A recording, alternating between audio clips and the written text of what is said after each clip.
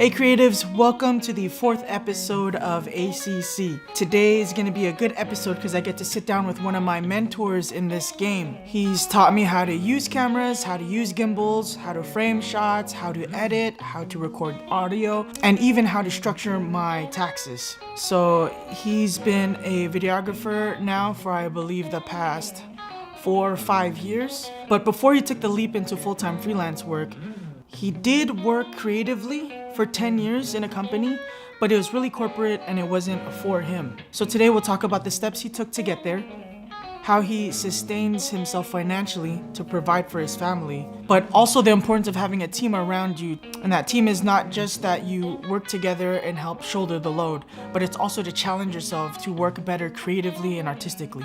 So without further ado, here's the episode with MAYNRAD BRENES. So welcome. I know I'm gonna give you like a really cool introduction to at least how we met and what I know that you do, but I know that you do a lot. Only because of how I know you met E-Rock. So in your own words, like, what is it that you do? What is it that I do? Yeah. I'm a content creator. I'm a small business owner. I am just a creative. And I love art, music, and people. Mm-hmm. I'm a problem solver. I solve problems. Mm-hmm. That's my biggest thing. Like the wolf in Pulp Fiction. I solve problems. Just call me Maynrad. All right, there you go. The problem solver. That's it. That's definitely true. I like the custom keynote that you made. Oh. I mean, these lights are super expensive but you're like, oh, AJ, check this out. I made my own. And I think that was really cool. Yeah. Really do stuff like that. Yeah, I mean, just little stuff like that, just tinkering with stuff in my lab, which is what I call my garage. I love doing stuff like that. If I have a little bit of time, just trying to make my job easier and then just finding innovative ways to not break the bank and have something that's useful and looks professional too. So if it's going to be DIY, it's got to be something that'll survive the abuse of working with it, and then also, it's got to look kind of good, somewhat professional. Yeah, definitely. I hope. Definitely, because I know we were talking one time when we were shooting. It was for Dustin, I think, because it was just me and you. I don't know if it was at I think it was at his gym in Altaloma, where I remember you brought out your lights and you're like, you can get away with like doing some stuff with some rinky-dink lighting, like $30 DIY Home Depot stuff. But there's also the kind of presentation that you're giving the client, where it's like, sometimes you do put in the money where like, I can do this with IKEA lighting, right? But you buy certain lighting or you get something. So how much of that plays a role in the work that you're getting, though, do you think? I think it's really similar to fashion, right? So, like if you have a good stylist, they'll tell you have to have like 4 pieces of wardrobe that are going to work with everything else. And those are like your main pieces that help you carry over through the year. Like it could be like a nice jacket or a nice coat or a nice pair of pants or a good pair of shoes. The same thing. It's kind of that same mindset where you want to have, if you're going to spend money where it counts, like on cameras, on lenses, on a good light fixture, and fill in the gaps with whatever else you need, like little minimal things. You can spring with DIY stuff, but as long as you have the main components that are there to help you, be of a value to you, the client will notice right out of the gate. Like they'll see it and they go, oh, this guy, really invested, or this person really invested. And it makes them feel better about the project too. Not to say that you couldn't swing something completely DIY and that wouldn't be fun either, but it helps a little bit. It does, I think. Look, I guess with that vein, because you've had experience, I think I've asked you this before, but like, what do you think is the first thing a freelance videographer should buy? The first thing? Yeah. Ooh. Like, I don't know if you want to make a game of it, but I think I started off with like $1,500. to Okay. like put in, and then I guess kind of whatever you'll say, I can critique what I did. Okay. So $1,500, like what's the first thing in that budget? I'll would tell get? you. I did it a slightly out of order, and let's see if I could jog my memory real quick.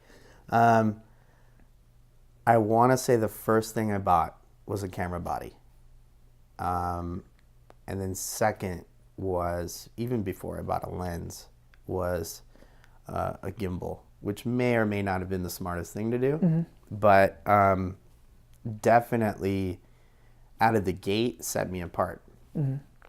And my whole thing, I'm like a big gearhead. Yeah. So with musical instruments, with camera equipment, with cars. And so that was like, I think what sprouted my decision making was like, okay, here's something that's a really useful piece of kit, like this camera body, which was a 5D Mark III. And then second, I was like, how do I get this thing moving? Because my whole thing was like, I can get a tripod at any time, but if I get like a gimbal, that puts me ahead of the game, and I can like learn how to use that, and then be a little bit more versatile out of the gate and have a specialty, and maybe that could lean or help me get a little more attention or a little bit more jobs or something. That was at least my thought process. Not, some people may disagree and say that's not very wise or here or that, but I just thought, what would be a great start? A camera body, and then I could rent everything else. Okay. Need be. And yeah, that's. So you rented off the bat? I've never rented. I think I've never rented any gear before. I borrowed and I rented a little bit. I found like a local camera store that had rentals and built a relationship with them, and to the point where they were wise enough to tell me, or nice enough to tell me, like, you could have bought this lens already, because I was going there so much. How many times you rented it? And because I do get kind of weirdly frugal sometimes with buying equipment, and so over time I started making the heavy investments in like glass and more camera bodies and stuff like that. But yeah, I didn't shy away from it. I just thought to myself, if I'm going to learn or need to learn, I'm going to have to be, rather than getting stuck on one lens and one camera body, I just facilitate whatever I needed so that I could get more hands and more experience on whatever I could quickly at a faster rate. And that's not exactly the easiest thing to do, because it does bite into your cash. Yeah. But I feel like when I first started, I was crossing over. I still had a full-time job, and then I was picking up jobs on the weekends, or I'd take that sick day and make it a work day for someone else, just so I could get the experience and work for free, or when people would offer like, hey, how much is this going to cost me? I'd go, just cover my rental, or just like $50, and that would cover, that'd give me $5 for gas, and the rest went to the rental basically. Yeah. But it was enough to like be able to say, yeah, I'm ready for whatever you're going to throw at me, and then also cover my expenses too, without having to worry about it. Okay. So to recap, like, I guess is there equivalent right now? So if I had $1,500. Okay, sorry. No, it's fine. No, I love that, because there's some stuff that I want to talk about. But yeah, I just want to get this out of the way so I can jump into the next thing I want to talk about. But you said camera body. So would you say, like, I don't know, I'm going to assume we're going to say Canon, but is there a Sony camera? Like, do you think so for $1,500, maybe you can get like a A6300, A600, and then get the gimbals right now are really cheap, especially for a really good one. Mirrorless, really light. Yeah. You can get the Zhiyun, right? The Zhiyun right now, the Crane V1 or whatever, the smaller one, we could probably get that for like $300 right now. Yeah. So just those two alone, and then you can probably still get decent glass. Yeah. Like you can get a like wide, a good wide yeah. to do some real estate shooting maybe to start off that way to get some money back. Yeah, like a A6300 with like the kit lens. You know, I had a friend of mine say, you know, figure out what you could do with the kit lens first before you start investing heavily. Okay. Because if it doesn't look good, if it doesn't make sense with the stock stuff, when you get to the pro stuff, it's going to look the same, and you're going to wonder why. That's true. So yeah, there's a lot of good kits easily. I think, you know, $1,500 out of the gate. I'm a big believer in buying used gear. Yeah. Only because I am super crazy about keeping my equipment like in good shape. And so I know that I'm not the only person out there that thinks the same way. Yeah. So, yeah, it's just, you know, going on Craigslist or buying used gear from a reputable camera store and picking up lenses at like, you know, $300-400 less that, you know, will get you to that next avenue. You know, like I know it's hard because you want, you know, at times if you're a big gearhead, you want to get the latest and the greatest and brand new. But, you know, there's still like second generation lenses that have IS and there's still great camera bodies that photographers have used, maybe not for videography. And there's a, you know, a whole, you know, lease on life on a body that's just sitting there. So that may not be useful for a photographer, but for a video person or a content creator, yeah, all day.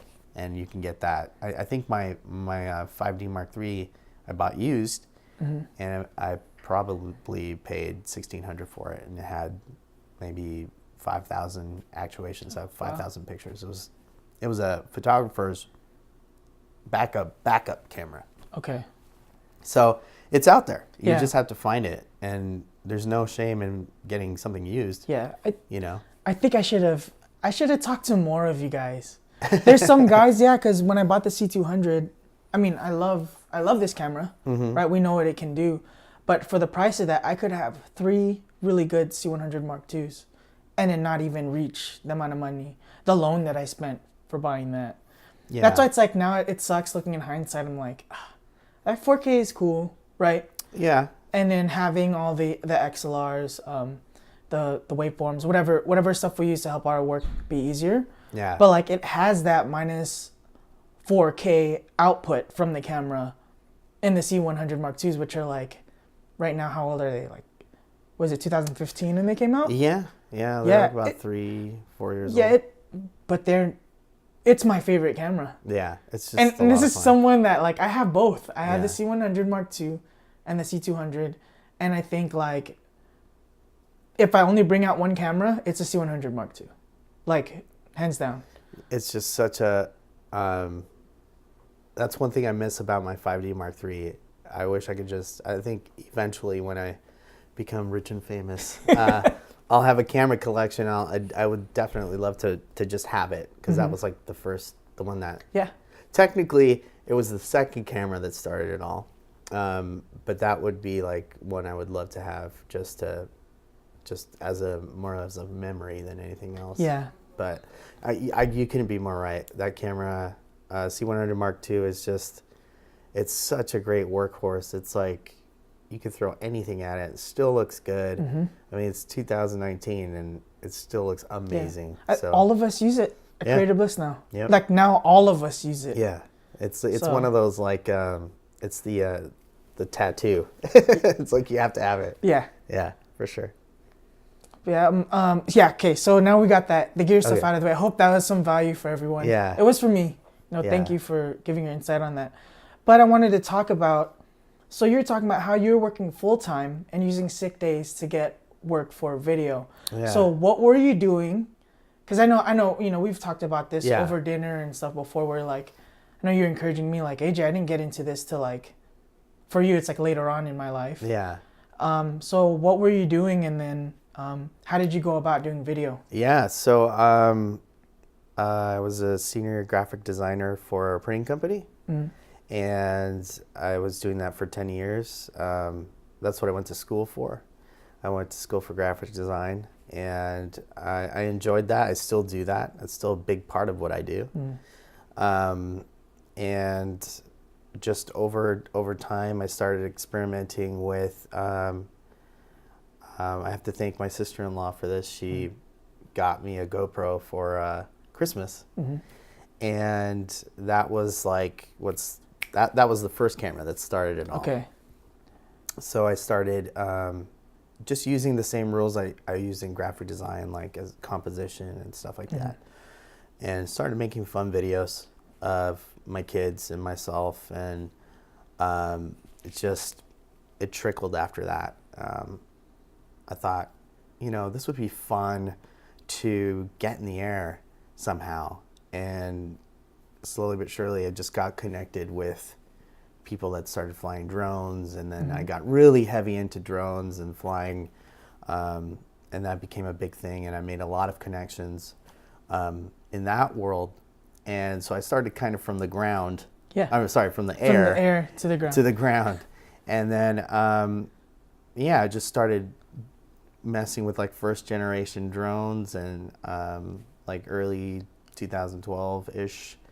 And started experimenting with that stuff and being a part of that little money pit. And then,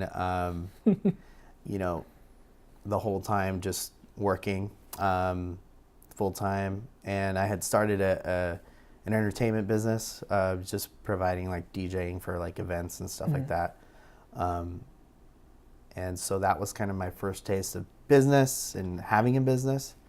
And again, that was done during the weekends or whenever I had some time, so it never really interfered.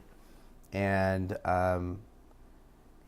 just little by little started getting more interested in video, and people liked the work that I did, and I started getting more on camera and off camera work, doing miscellaneous things like documenting and then just filming people, and I got the bug, and I thought, well, how hard could this be to do on my own? And then I live with one of the best freelancers in the state of California, in my opinion, which is my wife. And she's a professional musician, so she gave me nothing but support and wisdom. And so push comes to shove, I got enough confidence from early clients and friends that I just decided to make the jump, and then started the little small production house, Radmediaworx, and then literally threw everything that I knew how to do in my wheelhouse. So like as far as graphic design and creating graphics and the videography and cinematography and visual and voice talent and everything at it. And it just became like just a production house on its own. And that was it. I haven't looked back since. Was there, because I know we're talking off camera about this, I don't know how open you want to be. Because for me, that was your defining moment. That moment when you quit your full-time job and then your father brought something up. I don't know how much you want to delve into that. I don't know. But I mean, what are some defining moments where you're like, okay, like this is inching me towards leaving this work you're doing for 10 years, what you went to school for, graphic design work, to like, okay, I'm getting little jobs for drone work, or I'm getting more jobs for, now I'm a camera operator for a documentary, or I'm doing voiceover work, or I'm doing production for music. Like, what were these defining moments for you to be like, okay, I'm going to leave this, the thing I've been doing for 10 years, I'm just going to do this? Yeah, I mean, a big part of it was personal growth, right? So we, and I could probably answer that question in a more candid way, but I'll answer it for you. I'd say, like, for me, it was just personal growth. I felt, I gave a company like everything I could, and then I felt like, well, I think there's more that I could do, and just nothing against the company that I worked for, because they were great, and I got everything I could possibly need, you know, like paid well, everything like that. It was just more like I need to do more with my brain and more with like creativity, and I was just hungry for it. Yeah. And there's something about what we do as content creators that puts us in all these situations and all these venues and meeting all these people, that allure of that, of getting out of an office situation and meeting new people and being in a different location and doing something new and still providing a service, because I've been always about like giving people service in any way, was super like intriguing, and like I needed to be all about it. And like I mentioned earlier, I got the bug, and it was one of those things where like I had to do it. And what's hard about that is that you have, you know, a society around you, and you have friends, and you have family, and unless you're in a family full of entrepreneurs or people that have owned small businesses, it is really hard to sell that for people to understand. I was fortunate enough that my wife totally got it, and she lives it every day. But my family, not so much, and my friends, not so much. And so, you know, even to this day, I still get the occasional question like, so how's it going? Like, how's this whole business thing going? And, you know, it's more like a curiosity, and like a, is it really going as good as it looks like? You know, because, you know, people only go by what you post, right? Yeah. You know, I'm just really honest, and I just say like, yeah, it's going well. You know, it's a lot of hard work. There was a meme that went around that says, I work 80 hours so I don't have to work 40 hours. Yeah. No, it's true. but it's not work, you know. It's like I'm working not as much, but I'm getting a lot of value of what I do. But when I do work, it's a lot of hard work, but it's worth it every step of the way. And I know I'm digressing from what you said, but to jump back, with friends and family, that's hard for them to understand, because it's not consistent. It's not day to day, like you're going to get a paycheck. There isn't a fancy benefits package. There isn't a bonus at the end of the year. And it's not your run of the mill, like, nothing against anyone who's a doctor or a lawyer or a businessman or a salesman or whatever, but it's out of the ordinary. So people don't know, they can't put a number in their head. For family, it's difficult because they are just looking out for you, and they're very traditional, and they're thinking, at least my family is, and so they don't consider it a job unless you have like a paycheck with a company's name on it. And so for my family, it took a little bit of time to break those walls, and for me specifically, it was just showing them what I do, and then just having them, you know, come over one day and, you know, say, hey, I can't tend to you real quick. I have to work on this project real quick. Do you mind just hanging out while I finish this up for 10 minutes? And then having them just look over the shoulder and then go, oh, what's this? Like, what are you doing? What is all this? And then making sense of it. Like, that looks like a TV commercial. Like, yeah, that's what I do all day, you know? And having them later say like, oh, you know, you could probably make good money doing that. I'm like, yeah, that's what I do, you know? It's a business, you know, like it's incorporated. That's the other thing too. It's, and that's hard. That's hard to explain, especially if you have people that work 9 to 5s, you know, they don't think about those things. And that's the hardest part about being a business owner, is that I never thought in a million years that I would own 2 businesses, and that I would be running 2 businesses, and my wife as well. we didn't get into it thinking we were going to do that. And here we are. And those are just things you have to do. And it's a lot of work. It's like doing the accounting, doing the making sure the taxes are good. I know.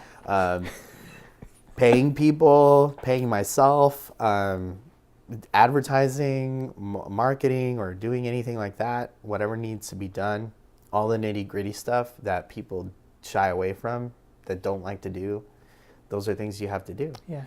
And it isn't after a while that you do it for such and such time that people understand, like, oh, they're legitimate. He owns this business, or, oh, he does this. But that's how it happens. I mean, it's just hard to convince people to see that. So, okay, so I'm going to roll a question off of that, right? Okay. We talked about, the qualms or hardships of winning over, I guess, family and people that matter to us with what we're doing. How about yourself? Because, like, I know you're a husband and father. So, and we're in the same vein of work. Yeah. Right? And there's times where seasons are dry, right? And then, do you have those moments you're like, is this what I should be doing? Should I go back? And then what kind of weight does having, I don't want to say how many kids or kid you have, but what is the weight of being a father? What does that put on you in the dry spells? At the first year of business, not so much my DJing business, because that's always been like the side gig. Yeah. But and nothing against that, because that's a whole other deal itself. But with running the production company, the biggest worry was like that first year. Okay. Because everything is new. I'm coming into the market. I hardly understand it. I'm seeing what other people are doing, and you have to be super careful beware of social media. Yeah. Only because it's only the good stuff gets put up, and the really bad stuff, right? So if something really goes wrong, they'll put that up. Yeah. If something is awesome, everything looks awesome It's all the time. Extremes. Yeah. Yeah. So, so just absorbing all the social media and video content and watching other creators and going like, oh my gosh, I'm like nowhere near this. Like, what's going on? Yeah. And just not freaking out that whole first year is natural, and it happens to all of us, but it's just finding that groove. And then setting a goal, a realistic goal. My realistic goal was, the first 6 months was to get to at least half of what I was making at my full-time job. Like, if I could at least get to half, I can like muscle the rest of the year. And when those 6 months got there and I got pretty close, I go, okay, I can match my year's worth. And then just hitting it hard and, calling people and talking to people and coming out of my shell and out of survival and necessity. And that was the key. Because now that kind of shell was broken, I don't really panic as much. Because I know, we've talked about this before, where if you're complaining about not having work and you're complaining about not having enough time, it's because you're not doing it right? Yep. It's the potential dollar signs are everywhere. You just have to look, and you have to pick up that rock, or you have to knock on that door, you have to make that email or write that email or make that phone call. And it's just doing that. And that's it. Like, just haven't been able to really give it too much time to worry about it. And during the slumps, just finding time to like do cleanup. So it's like, okay, I don't have anything this week. Well, my gear looks like trash. Yeah. Time to clean it up. Yeah. Or that one project that was for myself, I need to get off my butt and like do something. And there's something about that drive and that will to occupy your brain with something that immediately everyone gets wind of. and gets a hold of, and then the calls start coming in and the emails, and you start getting interrupted. Then you can't finish your project because someone wants to know if you could come in tomorrow and film something, and of course you say yes. Yeah. And also just having a diet of, and this is probably a long-winded answer, but I love it. But just having a diet of big jobs, medium jobs, and small jobs. Okay. And then appropriately pricing everything, right? So I still value making connections, doing really small jobs that aren't going to pay as much, because that could lead to potential big fish, or just a good relationship, and then cultivating the medium jobs, the ones that kind of don't quite pay the bills, but are important and that you need, and then also the big jobs, like not having fear to say like, hey, I could take that big job on, just got to figure out how to do it, and then venturing off that way. Like having that diet also keeps the fear away, because if there's a big slump, and you can hit like a month where you're not getting anything, you just got to go, hey, I'll go back to doing a bunch of little jobs and seeing what's out there. Is that what you do? Yeah, absolutely. There'll be times where, I'll take up a wedding, or I'll take a project where I'm a second camera operator, and I'm just learning the whole time too. So it's nothing but value to me. Anyways, yeah. So it's like, I'm basically getting paid to hang out at that point. But, or, if someone needs a logo, or if someone needs to shoot their kid's performance or something, it's like, I'll do it. Just knowing people and getting to know them, and then getting the word out, and then sure enough, like you start saying yes, and it's like it just comes rolling in. People start calling you and they start noticing, and that's really it. That's what helps defeat the fear. Okay, thank you for answering that. No, it's really good. It's a really good answer. How do you balance, I guess, because I think there's we call it confidence, but I think there's a healthy balance of ego and humility. Yeah. Do you do that in taking work? Because you're talking about taking small gigs to where like, it sounds like you're down to take, your kid's doing a music recital, I'll film that. Yeah. And then you've also done like full-on teaching courses where it's full production, where you hire like 3 of us to help you out. Yeah. So we've done stuff like that, Yeah. where they're in the upwards of a few thousands of dollars. So I guess what I'm asking is, when do you know like, I'm too good for this? Do you ever think that way, or like, is that ever your mindset in taking work? Yeah, that's natural for everyone, especially once you get the ball. You'll have like a good few months or a good year, and you get the ball rolling, and you want to increase your value, right? Your prices, how much you're charging. That creeps in. I'd be lying if I said that didn't happen. Yeah. But, like you mentioned, I'd take a little bit more humility out of it, where I'm constantly like savoring the fact that I could learn something. And so I've learned some of the biggest lessons from my smallest gigs. And so I take those little things, like, for example, even someone's recital, just recording it.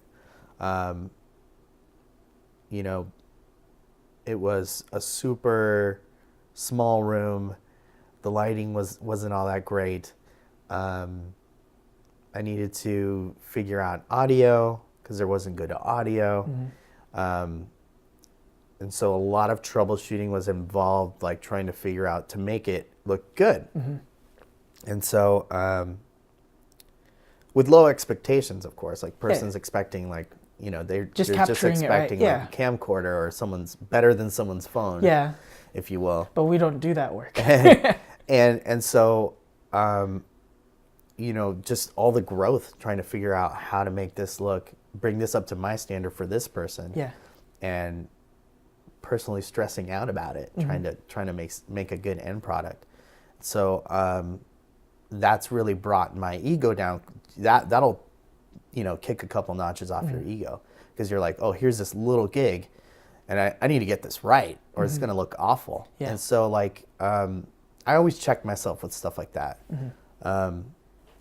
But yeah, I mean, not to say that if you get the ball rolling and you're getting big gigs and you want to aspire or have the ambition to get bigger gigs, and that's cool. I mean, I just work that for myself. I like to, I take pride in what I do.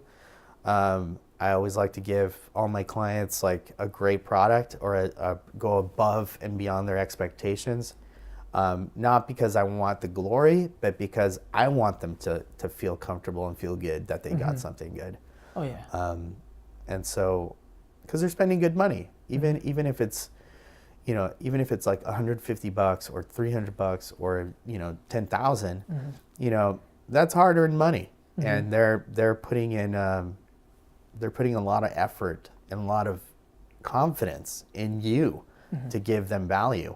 So you gotta just kind of put the ego aside and then make sure you're giving them 100% all the time.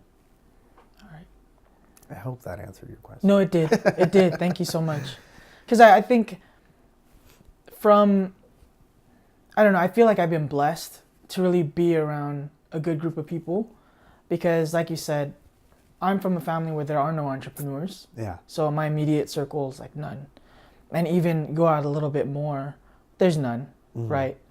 But the group that I did find with Creative Bliss, or the other people that I work with that give me opportunities, they have that same mindset, which I'm really thankful for, that I haven't had the client or, or boss or someone that's like, oh, it's all about me. You know what I mean? Like, I'm the boss. I hired you to do this. Haven't had that. Yeah. What I always have is, hey, we learn from our mistakes, or we learn from small gigs.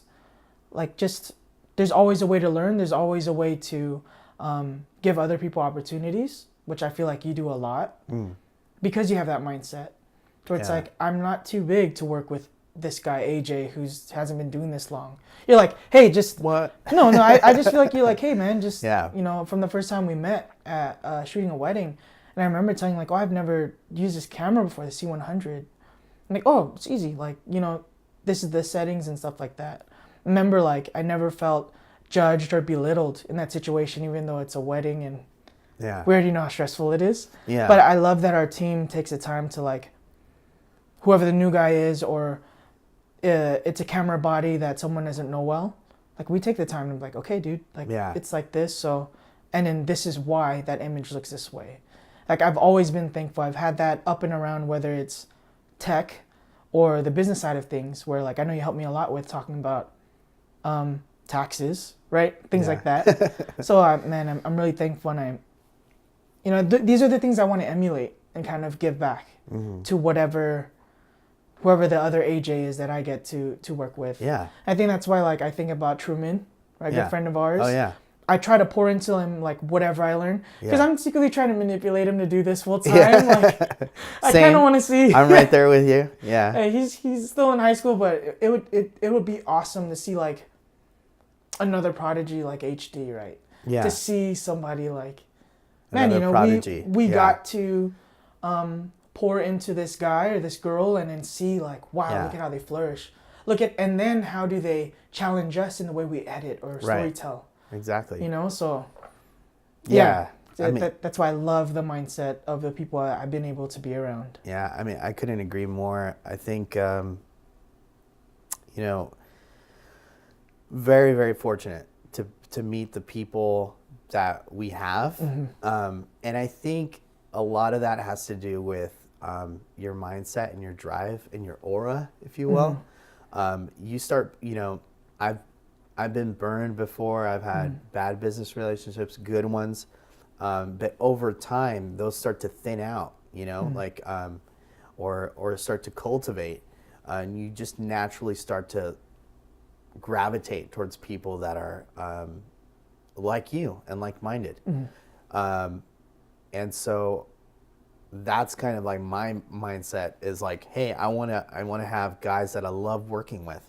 Our group that you mentioned, like, that's what's so rad about working with those guys, is that we're basically getting paid to hang out with each other, because we all talk shop. We all try to, secretly outdo each other with each other's shots, but we also give each other a lot of props for great work. And there's so many different avenues and specialties that everyone like films and is a part of, that it's just natural. Like AJ floats into this, and it's like, like right out of the gate, I'm like, this guy's rad. Like, he's giving us this, and this. He's sharp. He wants to learn. He's hungry, just like us. And sure enough, there are things that I've learned from you just in working with you that I rethink and go, oh, why do I do that? I'm like, yeah, I should be doing it this way. So, just over time, you start melding with people, and that's just a good thing to keep in mind. Like, all it takes is just like an ounce of consideration, right? Yeah. You just, with that little ounce, you go, oh man, like, I'm being considerate, or being thankful, or humble, and you start gravitating. If that's the audience you want, if that's what you want to be around with, that's what you're gonna attract. And then for me, seeing younger guys do that, or older guys do that, like, it doesn't matter. It's not a threat, because what they're doing, it's what they're doing.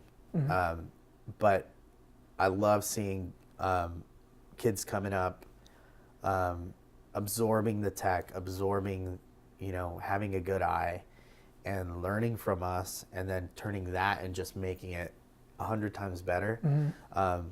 Like you mentioned, it's with someone like Truman, like, it's just pouring that knowledge in. It's not a bad investment at all. Like me, like, setting aside a minute to do a little more prep and show someone something is only going to pay back in the end. Only because when you do run a bigger team and you do run a bigger production, if that person's 100 feet away behind a camera, I don't have to think twice about it. And that's what's so cool about everybody in our crew. It's like, there's so much confidence there. There aren't any egos, because it's like, there isn't any arrogance. It's like, everyone's confident in what they could do. And I know if there's a blip, or if there's a mistake, they're going to make up for it. They're going to find another killer shot to go like, oh man, I botched that. I'm going to fix it. And so it's just such a cool environment to be, but it's all in having that, that first little ounce of consideration, and being a little bit humble to just attract that kind of people towards you. And then later down the line, when you need help, you're going to have that help. And you won't even have to ask for it. You'll just get it. And that's beautiful. That's hard. That's hard at first, and hard to think when you go into something that you're going to have it. But when it happens, it's like, you just got to cultivate it, keep it, not abuse it. I guess something I wanted to ask is, okay, Sorry, so for the my nose here. It's okay. You were not feeling well early at the end of last week, but you're better now. But a question I wanted to ask, and this is for the benefit of the audience, like, so for that creative breaking in, because we bring up Instagram specifically, where you see a lot, right? And I'm blown away at some of these kids, like, they're kids in high school, shooting like they're the Peter McKinnons of the world, or they're doing some crazy edits, but some of them don't have an opportunity to be a part of a team, which I think there's a saying, you can go fast on your own, but you go further together, right? And I think that's exactly what we're about. So I mean, these kids, they can edit, they can shoot, edit, but they find themselves in these blocks, and then they might have all the followers and things like that, but you still see them with these lulls that they're in, right? Like you said, the extremes get posted. So they're mad at clients or whatever. So what is your advice to those guys? I guess to start, when I first started, and I started late in the game, not really that late, but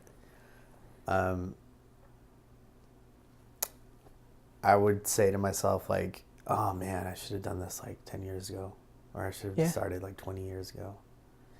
And I quickly got out of that, more so with like friends and my wife, because they're like, hey, you know, that wasn't around 10 years ago. The tech wasn't there. Yeah.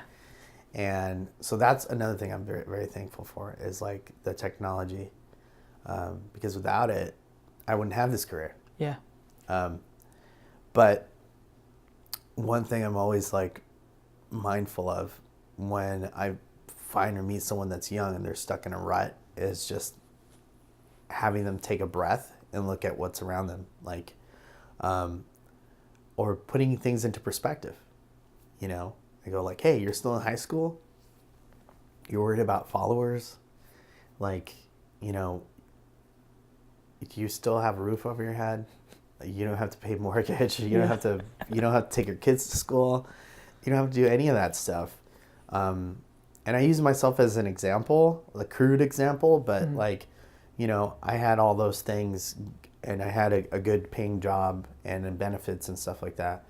And people always ask like, well, why'd you jump? But you know, that's kind of like really risky. Yeah. But it's just finding that drive. It'll sort itself out, and you just have to work hard. And, you know, putting it into perspective, you don't have all those things to worry about. So if you're 18 and you're at home, that's fine. You can be there as long as no one's kicking you out, and your parents are cool, and you have a part-time job. Find something to do with something else. If you're really passionate about it, like, you know, it'll come with time. Yeah. You have a lifetime to do it. Especially with creating content. It's actually, I think it's a great career choice to go into, because it's timeless. Like, you can be, I mean, some of the best cinematographers in the world are like, you know, in their late 60s. Yeah. And they're still working the camera beautifully, you know, creating wonderful images that we watch on our TVs, on Netflix and stuff like that.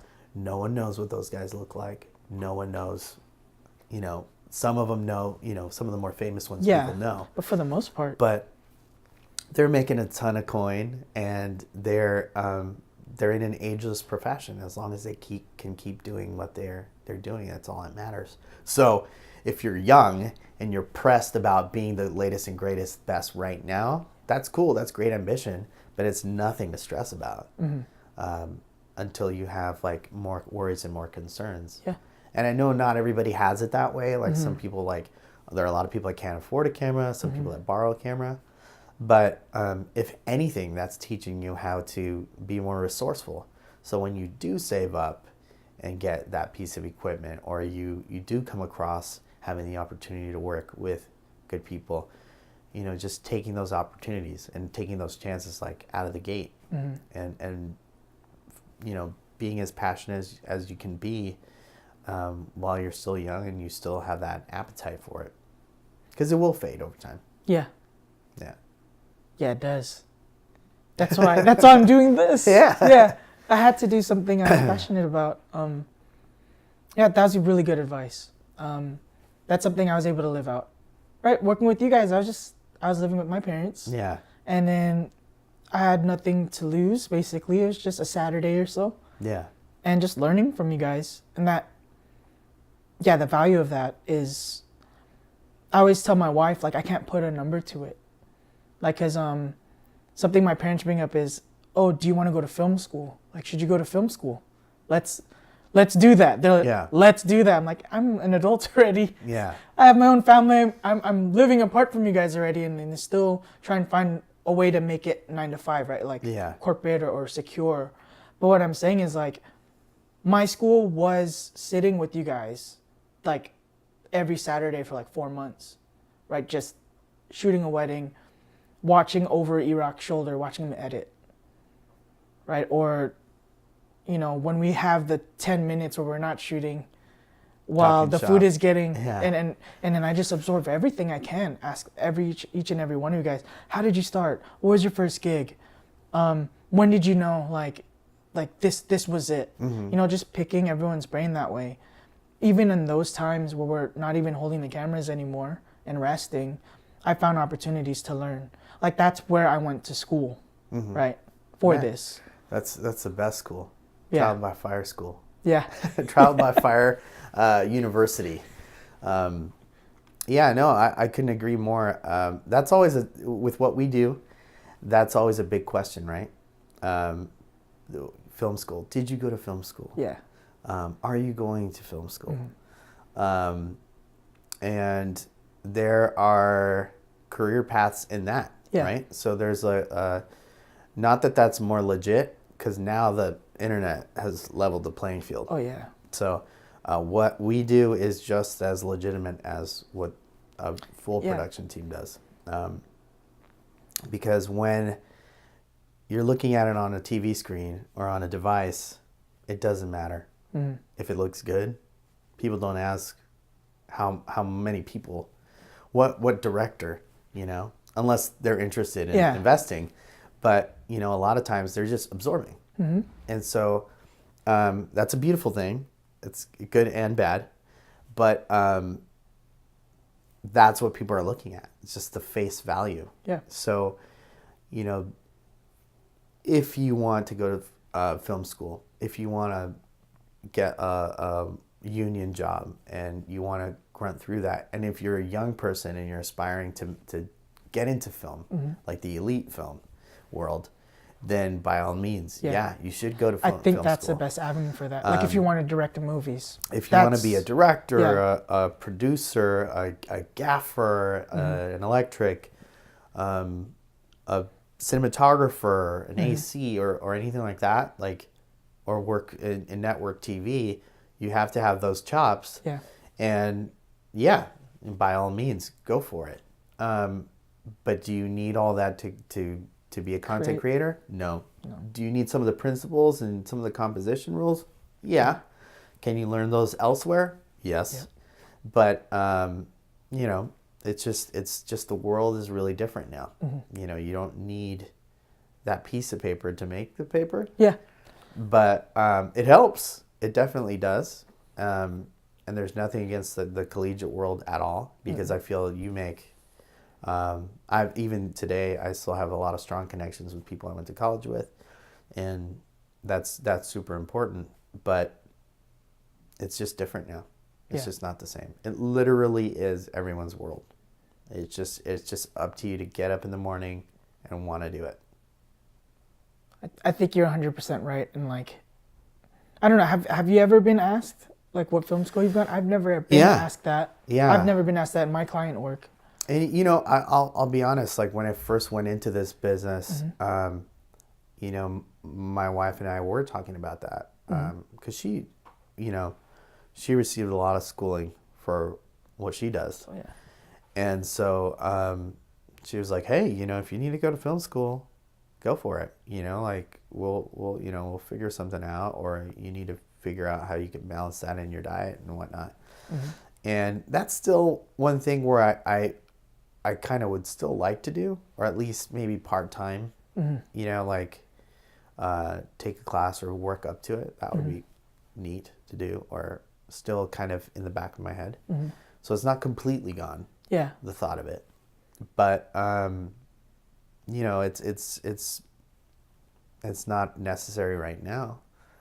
And so, do you have aspirations for that? Is a feature, directing a feature, or being the director of photography for a feature, something that you're gonna want to do? I don't think I've ever asked you that yet. I've already participated in a few short films already, and so it's a different thing. It's definitely I try to give myself 2 creative projects a year. That's my go-to thing that I say. It's 2 creative projects a year, either a music video or a short film. Just so I don't lose those chops, because it is a different world. It works differently. It's a lot slower paced. A lot more is involved. And so do I need to go to school to do that? No. I would probably get more connections in that world if I went to school. And a lot of people, a lot of friends that I know that have gone to film school that are heavily connected, that work on a lot of those projects, have their connections because of school. So it is easier to break into that world or know how that world works when you go to school there, but film school. But I don't necessarily think that I need to have or go to film school to do those projects. But are those projects in my mind? Yeah, absolutely. And there's just a bunch of stuff sitting. My wife dabbles also with like screenwriting, and so we have a lot of projects that where it's like, you know, one of these days we'll set aside some money and really make that project happen or something. So yeah, it's just whatever you put your mind to it. You know, if you want to do it, cool. If not, don't. Yeah. No, I think that's exactly right. Because it's not like you can't make a living without it. Yeah. Yeah. But it's all perspective. So if you want to be a DP and you want to make a living being a DP, then you have to eat, breathe, associate, understand, learn everything that a DP does in order to break into that world, to be a part of it, and to network in that world. And not distract yourself from other things. I've figured out really quick that with the frequency and the money that I wanted to make, that's not the direction I wanted to go. And so I went the other way. You know, I built that big job, medium job, little job diet, and thought, okay, that's going to sustain my business. That's where I want to go, and that's going to be a part of my mission statement, right? That's which for me has always been to help small businesses have that high-end look, so that quickly I diverted from that and then just put all my chips towards that. Okay. But that's really it. It's like figuring out what you want to do. If you just want to shoot music videos, then you got to get with that family. You gotta find the guys that are filming at shows, and a lot of people start with photography, or they'll just hit up bands on Instagram and say like, hey, I noticed you got somebody, you know, like, let me take a stab at a video, or if you guys have music videos or whatever, and just being adventurous and talking to people and networking and breaking through. It sounds simpler than it is, but the only thing that's holding you back is yourself. You just have to just do it. That's it. So how do you get your clients? How do I get my clients? How do you go about getting clients? Yeah. Well, at first, and being in like the advertising world for so long, I thought like, oh man, I need to put out flyers and I need to be in the newspaper and I need to do all kinds of stuff, but it's not like that anymore. It really, I want to say the bulk, 60% of my business is like word of mouth and referrals. And a lot of it is just putting good stuff out there and then showing the right people. So there'll be times where I think we've talked about this, where I go, I'll take people out to lunch. Yeah. Even if I know I'm going to get zero out of it, as long as I get my sentence in, telling them like, or sentences in, telling them, you know, this is what I do, that will just get stuck in their brain. And then they'll take that to maybe 2 other people. And then I'll get like an email or a call, or someone will hit me up on Facebook or Instagram and say like, hey, I heard, you don't know me, but I heard from so-and-so that you do this. Like, are you free from this day to this day? Or they'll, you know, ask, can you tackle filming 3 days in a row, you know, at this location? And I go, yeah, that's what I do. Absolutely. So a lot of it comes from, you know, word of mouth and referrals. And just putting stuff out there, posts, Instagram, just being good on it. I will admit I'm not as active as I should be, but a lot of that's a little bit controlled and contrived. I don't know if I mentioned this to you, but like a while back ago, when I first started, I put it out to the universe. I was like, oh man, it'd be so cool to get a travel gig, you know, because I was just working locally so much that I'm like, oh man, it'd be really cool to get a travel gig. And so I overheard one of my clients say like, yeah, man, you know, like we love what you're doing for us. We're just trying to get somebody to like cover a job out in San Diego for us. And I was like, I'll do it. They're like, really? I'm like, yeah, it's only like 2 hours away. Yeah. And so, you know, you started with that.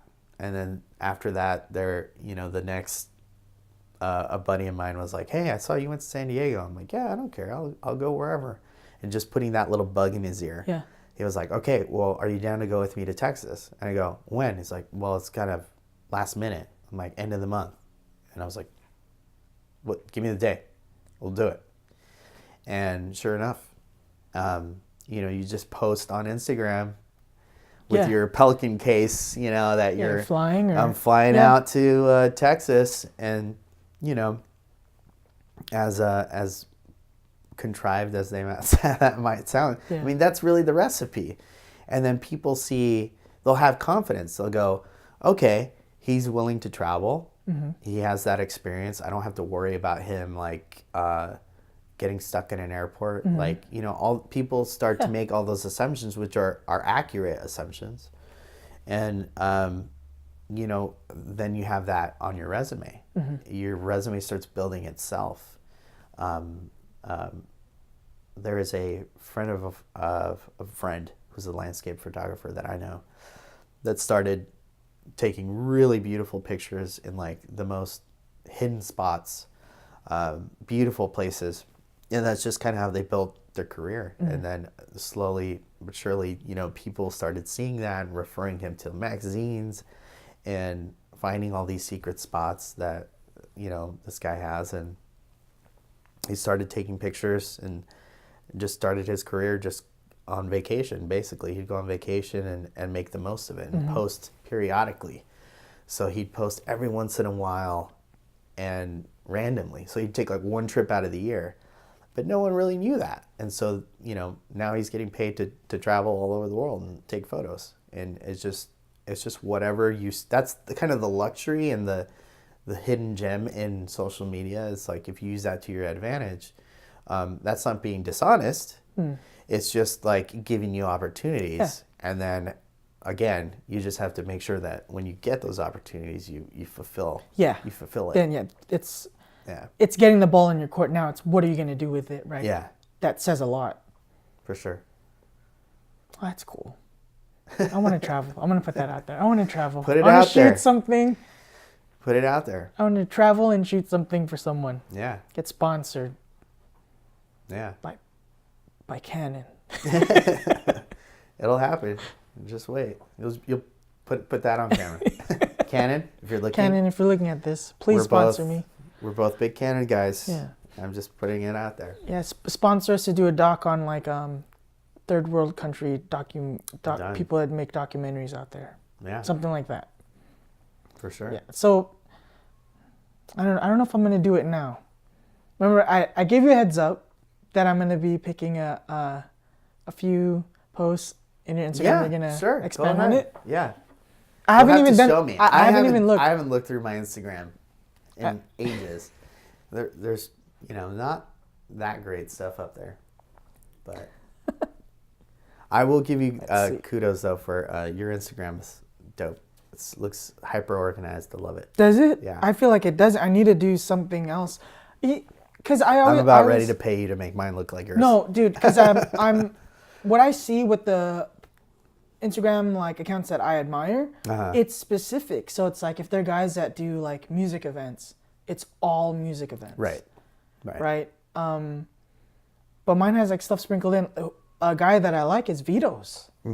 I love Vito's because it's like a big job that he's doing right with the band he tours with. Yeah. Doing videos and photos for them. It looks clean. Yeah. Because it's exactly his niche. So like, I'm sure you look at hashtags like of Spanish music or something like that, and his work shows up. Yeah. So like, I don't know, mine is all over the place. I have like music stuff. I have stuff where it's like conference footage and then Yeah. real estate footage. It's so random. Yeah, mine's pretty random too, and Your stuff is cool with the gear stuff. but it's a what I little like. it's a little bit by design though, like because clients will go, you know, I'm all about like Instagram. I want them to look at the gear, and they go, well, where can I see some of your work? And then I point them to the website. So, or I'll send them samples if they have a specific thing and they're wondering if I do that or not. Like music video. You send a music video clips. I'll send you samples. I don't. So a little bit's by design, right? So it's like, not everything's on the website, not everything's on Facebook, not everything's on Instagram. Okay. And because I always am I'm a big believer in like a little less history and a little more mystery. Okay. And having that mystique kind of adds, like, it asks more questions, and then it's easier to like hook someone in with what's going on. Plus, like, I feel like I don't want to pigeonhole myself doing one thing, and so like I think if I were you know, like you mentioned, Vito's site is awesome. Yeah. But that's the work he wants. He wants Yeah. touring work. He wants to Yeah. work with musicians. So that's what he's putting up, and that's fantastic. Same thing, you know, it's like I do a lot of corporate work, but I don't want to shy someone away from like offering me a short film or a Yeah. music video. Yeah. So I have a little bit of everything. You know, I have on my website, there's some food stuff, there's some corporate stuff, there's some lifestyle, there's some fashion. I think I have a music video up there as well. So a lot of that's like, yeah, I noticed like you're traveling and everything on your Instagram. You got a lot of gear. That's good. Where can I see some of your work? Boom, website. And they go, oh, I saw you have one example. Do you have any more examples of working with food? Yep, there you go. Send you that stuff. So it's just creating more of a line of communication with the clients or potential clients, and then just reeling them in. And that's just what I do. It doesn't work for everybody. Like, some people like to put it all out there, and that's great, and that works. It's less of a headache. Yeah. But I feel also that helps filter and weed out the people I like to work with, or potential clients. Like, I only like working with people that like I believe in, and I believe they believe in what they're doing. So like, I don't want someone that just wants to just sell stuff and to the masses and could care less about their own product. So it does help me kind of filter out like potential clients too, inadvertently. Okay. But yeah. So what you got? Okay, so this is what I have. I want to know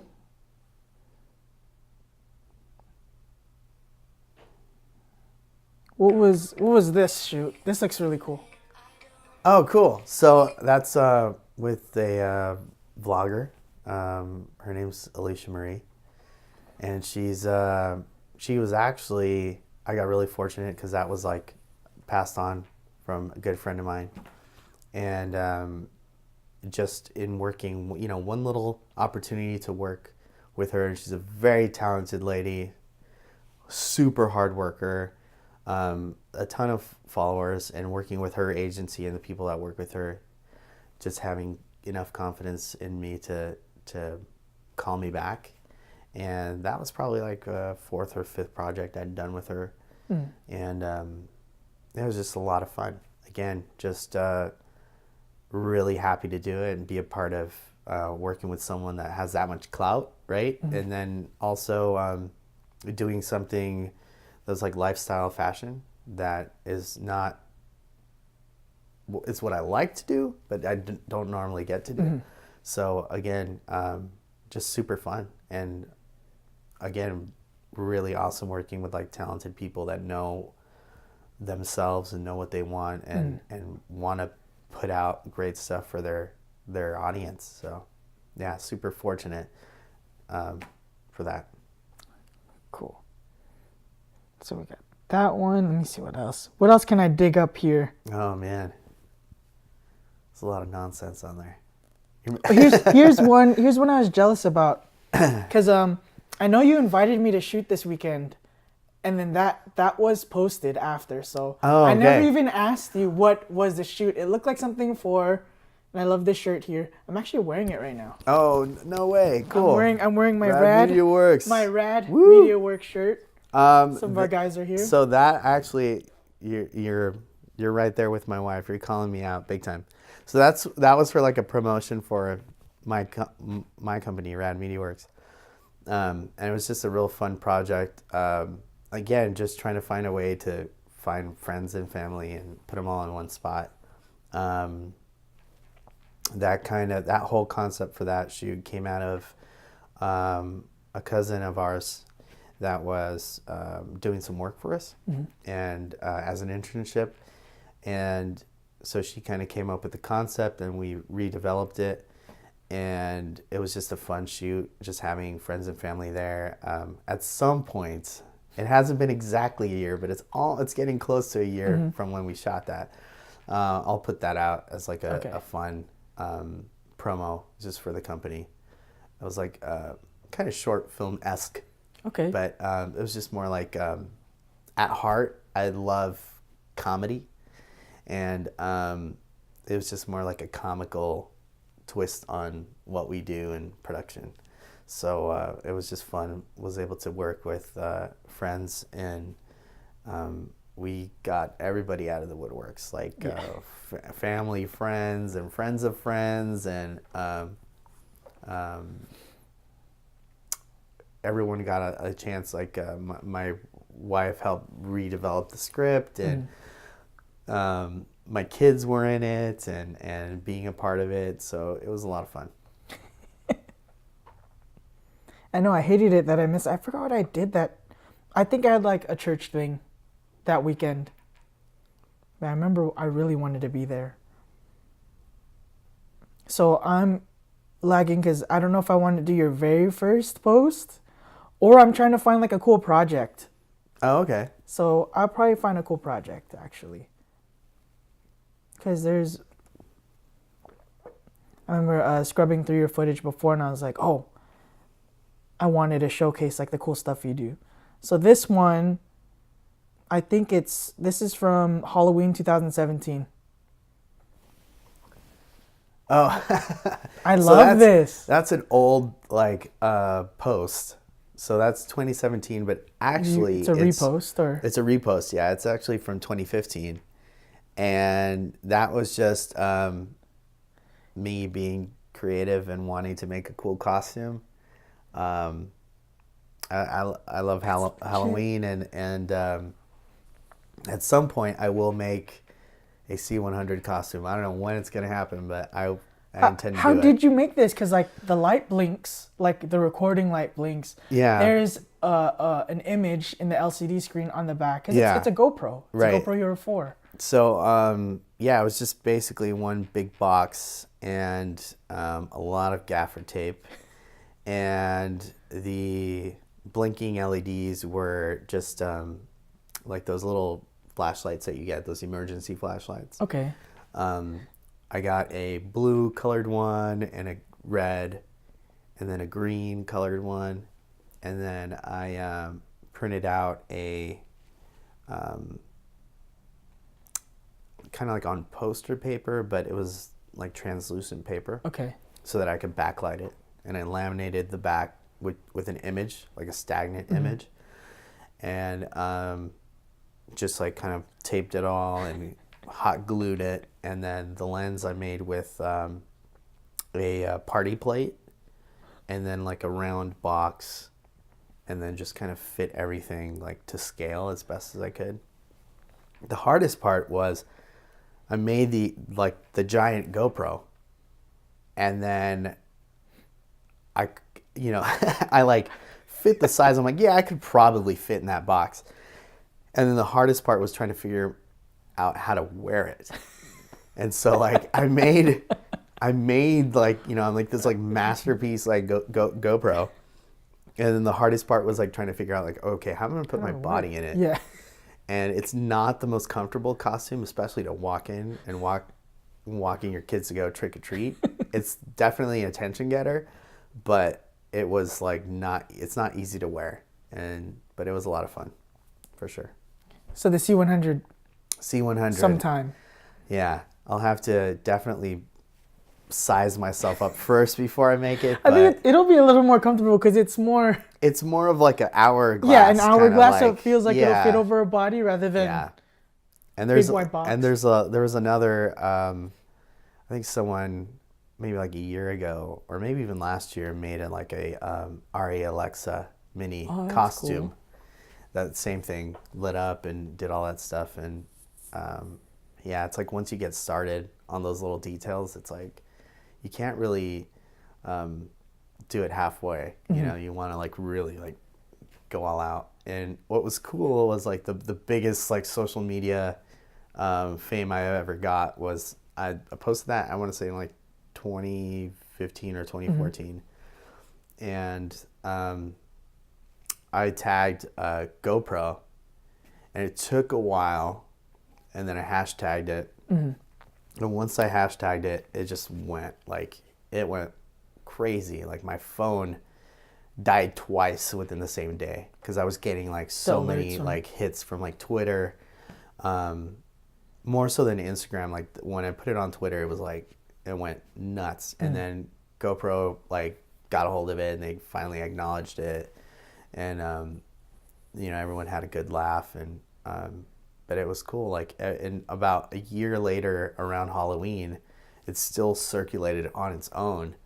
And it took like about a full year for it to lose its buzz, but it was fun. Yeah, it was cool. I was like, oh, so I got 15 minutes of fame. Yeah. But we got to do the Canon one. Yeah, for sure. I'm game. It took a while though. That was like I rushed it a little bit. Like it took, I couldn't tell you the hours worth, but it took like a good 3 weeks to make that costume. Okay. Like overtime, just to let everything dry and until you get can the mechanics do the next right. thing. Yeah. So it's clean. it's a process. I remember still have it. Going, I couldn't bear like breaking it or throwing it, you know, taking it apart. So I still every once in a while, I think a year and a half ago, or no, 2 years ago, I wore it out just like, so it got some more life. But whenever I do decide to get like a big shop or something, I'll probably hang it up in the corner or something. Oh, it's the next house in the media house, costume design. Yeah. Maybe. I don't know. We'll see. Some Radmediaworx and cinema costumes. Yeah. Just specializing in making Custom camera body costumes. Only. I would love that.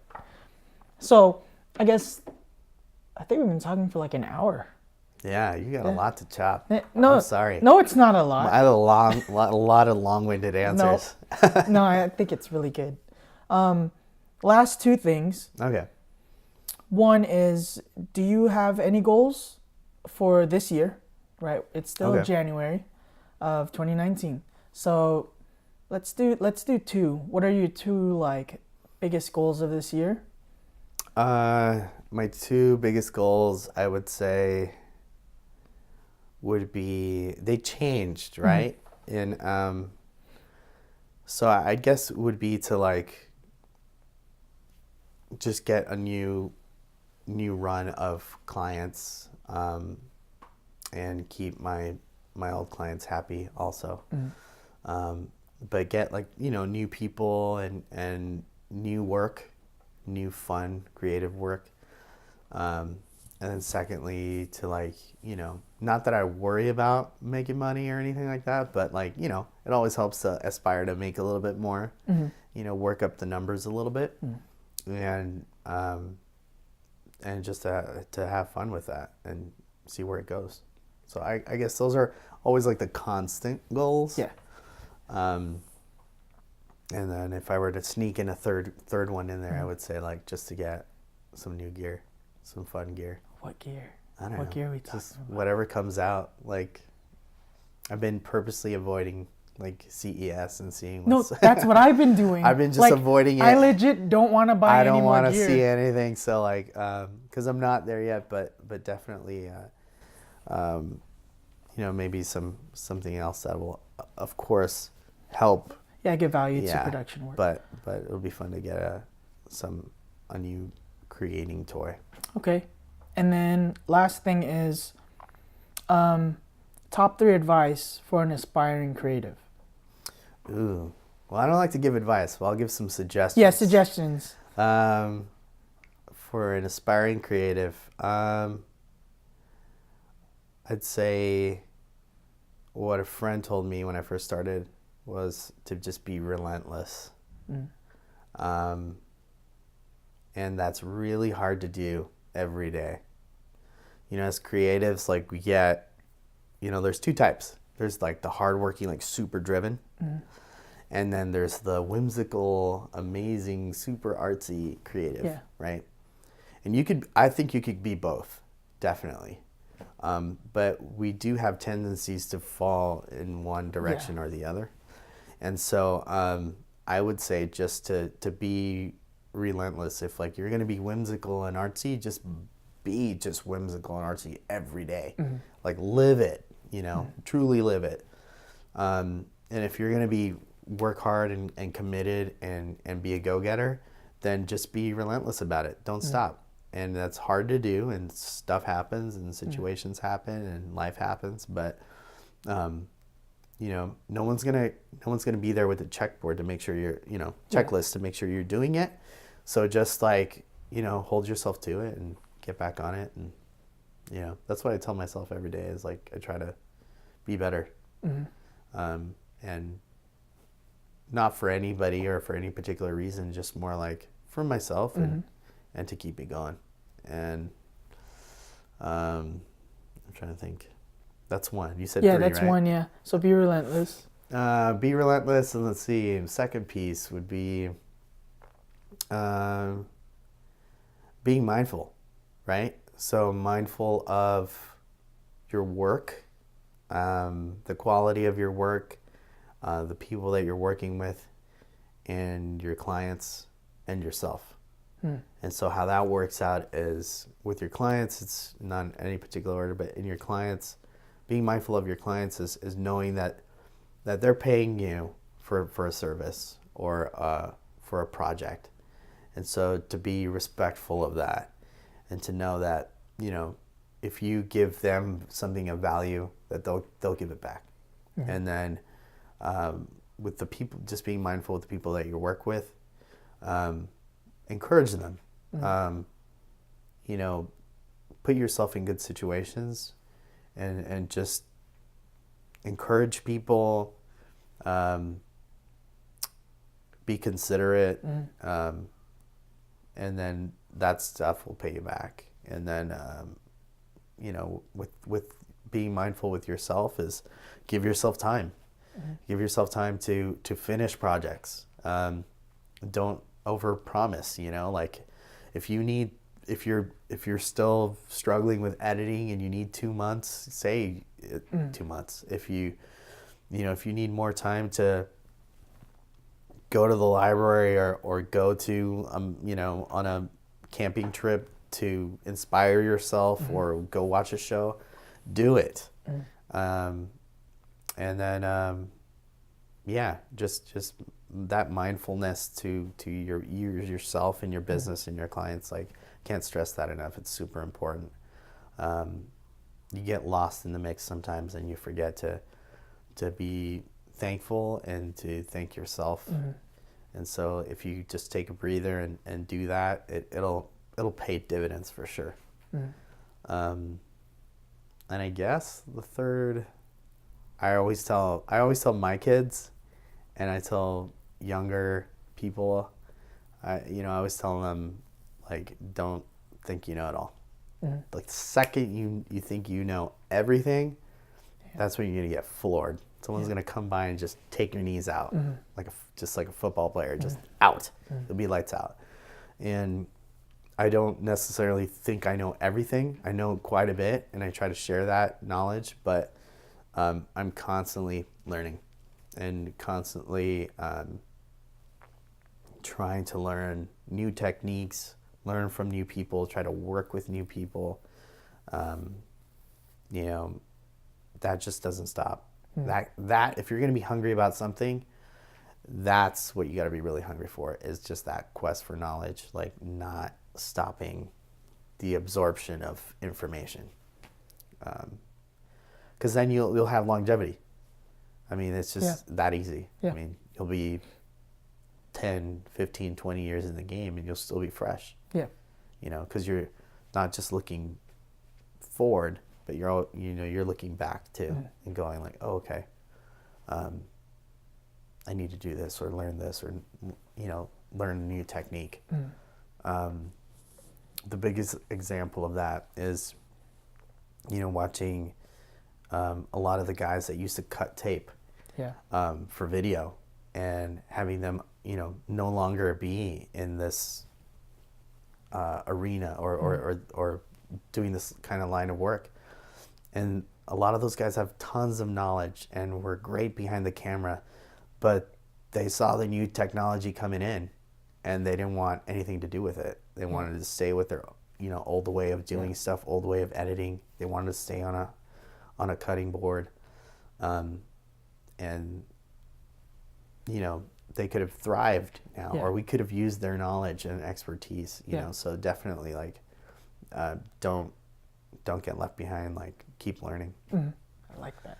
Cool. So where can we find you? Where can we find you? Where can we find you? Social medias, website, all of that. You can find me on Instagram. Easiest way to get a hold of me, at Radmediaworx, works WORX, and same for the website, radmediaworx.com. And hit me up if you have questions. If you want to go have lunch, I'm always down for lunch. Or pick my brain about creating content or talking to people. I love sharing that knowledge. Or if you just want to talk shop, talk gear, I'm all about that too. Love it. And that's it. That's the best way. Hey man, thank you so much for coming. Man. Appreciate it. This was fun. Yeah, this for was sure. Good. Thank you for watching this episode of A Creative Corner. If you found any value today, please like this video, subscribe, and more importantly, join the ACC community on Instagram. That's at A Creative Corner. And that's corner without the vowels and no spacing between the words. So thank you again, and here's what's happening on the next episode. They say good tattoos aren't cheap and cheap tattoos aren't good, which I find true. When I started, I wasn't bad. I wasn't great. I wasn't where I am today. But it was a start, and I talked to a lot of people that I trusted, and we consulted, of course. And I remember I would always ask 3 times, are you sure you want me to do this? Yeah.